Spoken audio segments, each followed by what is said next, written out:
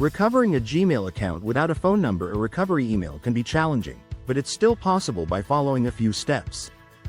Start by visiting the Gmail sign-in page and entering your email address. When prompted to enter your password, click on the "Forgot Password" link.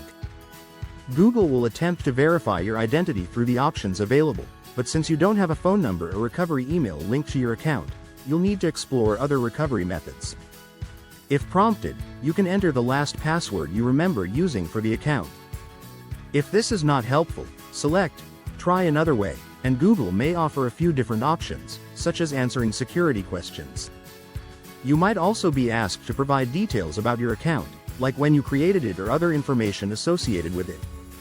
Another option may include receiving a verification code on your Google account's backup email if available, or using the device where you've logged into Gmail before. If you're still unable to recover the account, Google will give you the chance to submit a recovery request, where you'll need to answer detailed questions to verify your identity. Google reviews this information, and if successful, will grant you access to your account again.